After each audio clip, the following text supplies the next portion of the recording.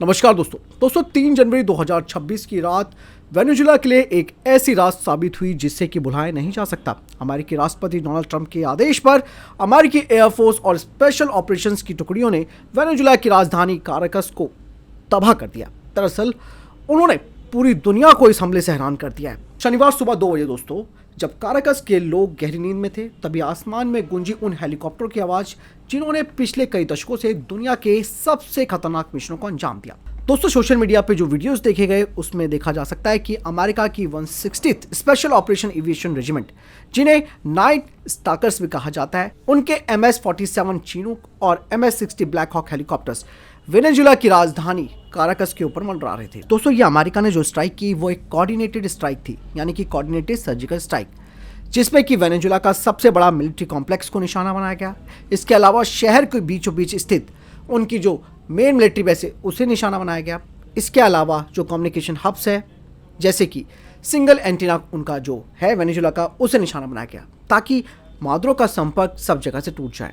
Even दोस्तों, यहाँ पर सबसे बड़ी बात यह है कि उनके रक्षा मंत्री यानी कि वेनेजुएला के रक्षा मंत्री के घर के पास भी कई धमाके हुए। अब ये हमला किया क्यों गया, इसके पीछे का क्या कारण है वो मैं आपको बताता हूँ। दरअसल दोस्तों, डोनाल्ड ट्रंप एडमिनिस्ट्रेशन ने इस हमले के पीछे मेन रूप से ड्रग ट्रैफिकिंग को कारण बताया और ट्रंप निकोलस मादुरो को कई बार नार्को टेररिस्ट भी कह चुके हैं, यानी कि एक ड्रग तस्कर।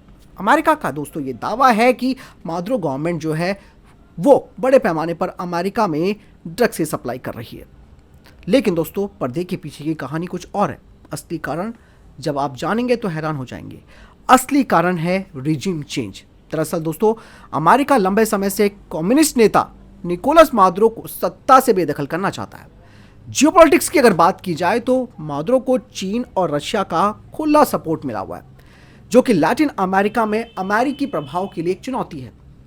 न्यूट्रल रिसोर्सेस बताते हैं कि वेनेजुएला के पास दुनिया का सबसे बड़ा ऑयल रिजर्व है। मादुरो सरकार का आरोप भी है कि अमेरिका सिर्फ इन संसाधनों पर कब्जा करना चाहता है। दरअसल यहाँ पर दोस्तों, ये हमला अमेरिका ने अचानक नहीं किया।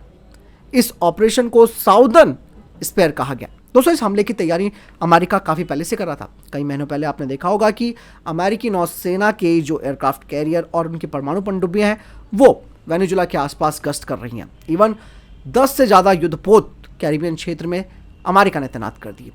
दरअसल दोस्तों, ऑपरेशन सदर्न स्पेयर का नाम दिया गया है इस पूरे ऑपरेशन को, जो कि अब तक सबसे घातक फेज में पहुंच चुका है। दोस्तों, इस अमेरिकी हमले के बाद राष्ट्रपति निकोलस मादुरो ने पूरे देश में स्टेट ऑफ इमरजेंसी घोषित कर दिया है और उन्होंने अपने डिफेंस प्लान एक्टिव कर दिए। वेनेजुएला ने इसे एक साम्राज्यवादी हमला बताया। इवन दोस्तों, यूएन में भी इस बात को ले जाने की बात कही गई है। पड़ोसी देश कोलंबिया के राष्ट्रपति ने भी चेतावनी दी है कि काराकस पर मिसाइलों से हमला जो किया जा रहा है वो निंदनीय है, यानी कि वो उसको कंडेम करते हैं। दोस्तों, अब ये सवाल आता है कि क्या ये एक बड़े युद्ध की शुरुआत है या फिर मादुरो शासन का अंत होने वाला है। ये सारी बातें आने वाले वक्त में पता चलेंगी। लेकिन दोस्तों, ये बात तो साफ है कि 2026 की इस रात ने दक्षिण अमेरिका की राजनीति को हमेशा के लिए बदल कर रख दिया है। दोस्तों, अब ये सवाल आता है कि ऑपरेशन सदर्न स्पेयर के तहत वेनेजुएला को कितना नुकसान हुआ है। दरअसल दोस्तों, कुछ रिपोर्ट्स बताती है कि इस हमले से वेनेजुएला की जो मिलिट्री पावर है उसकी कमर टूट गई है। इवन कुछ रिपोर्ट्स बताती हैं कि उनकी जो राजधानी है उनके बीच जो एयरपोर्ट है उसका हैंगर और रनवे पूरी तरीके से तबाह कर दिया है। इवन दोस्तों, वेनेजुएला का जो मेन सैन्य मुख्यालय उसे भी बहुत नुकसान पहुंचाया अमेरिका ने। यहाँ हुए धमाकों के बाद पूरे इलाके की बिजली काट दी गई, जिससे कि राजधानी का एक बड़ा हिस्सा अंधेरे में टूट गया। इवन दोस्तों, जहां तक हताहतों की संख्या की बात की जाए तो रिपोर्ट्स बताती है कि कम से कम 115 लोग मारे जा चुके हैं। हालांकि मादुरो गवर्नमेंट का दावा है कि इनमें से कई आम नागरिक शामिल हैं, जबकि अमेरिका इसे नार्को टेररिस्ट पर हमला बता रहा है। इवन दोस्तों, अमेरिका ने वेनेजुएला के रक्षा मंत्री पर हमला किया। उनके घर पर भी मिसाइल गिरने की खबर है, जो कि यह संकेत देता है कि यह हमला दोस्तों सिर्फ ड्रग्स के खिलाफ नहीं है, बल्कि लीडरशिप को खत्म करने के लिए किया गया था। इवन इस पूरी खबर को लेकर दुनिया भी दो गुटों में बढ़ चुकी है। जैसे ही काराकस पर जब मिसाइलें गिरती हैं उसके बाद कई देशों की प्रतिक्रियाएं सामने आने लगी। आपको मालूम होगा, रशिया और चाइना तो वेनेजुएला के काफ़ी करीब हैं, तो उन्होंने ऑब्वियस बात है इस हमले की निंदा की। रशिया ने साफ तौर पर कहा कि ये तो अमेरिका की गुंडागर्दी है। इवन पुतिन एडमिनिस्ट्रेशन ने चेतावनी दी है कि वेनेजुएला की संप्रभुता का उल्लंघन बर्दाश्त नहीं किया जा सकता। चाइना ने दोस्तों इसे एक तरफा आक्रामकता का है और अमेरिका पर वेनेजुएला के प्राकृतिक संसाधनों को हथियाने का आरोप लगाया। इवन दोस्तों कोलंबिया का रुख भी यहाँ सामने आया। कोलंबिया के राष्ट्रपति ने सोशल मीडिया पर इस हमले को लेकर दुनिया को अलर्ट कर दिया। उन्होंने कहा कि इस वक्त काराकस पर जो बमबारी हो रही है उसके लिए तुरंत यूएनएससी की बैठक बुलाई जाए।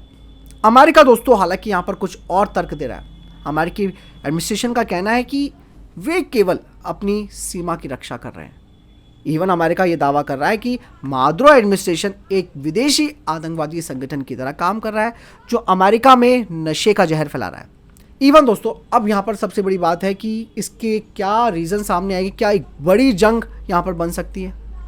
बहुत सारी चीज़ें दोस्तों, क्योंकि ये हमला बिन बताए किया गया है, ये एक सर्जिकल स्ट्राइक मानी जा रही है और लेट्स सी इसका फाइनल आउटपुट क्या आता है। अब यहाँ पर अगला स्टेप दोस्तों क्या होगा, ये सबसे सोचने वाली बात है, क्योंकि इस वक्त राष्ट्रपति मादुरो ने वहाँ पर इमरजेंसी लागू कर दी है, सेना को गोलियों के साथ तैनात कर दिया, यानी कि पूरी सेना की डिप्लॉयमेंट कर दी है। इवन दोस्तों आम नागरिकों से इस तरीके के हमले के खिलाफ एकजुट होने के लिए उन्होंने कहा है।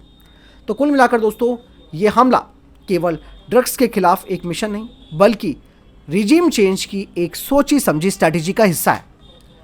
ट्रंप एडमिनिस्ट्रेशन यहाँ पर साफ कह रहा है, डोनाल्ड ट्रंप ने कहा कि वो पीछे नहीं हटेगा, जबकि रशिया और चाइना मादुरो के पीछे ढाल बनकर खड़े हैं।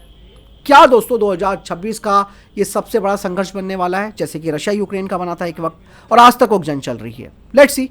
फिलहाल आपको क्या लगता है कमेंट सेक्शन में लिखकर जो बताएगा। मिलता हूं एक साथ। नमस्कार।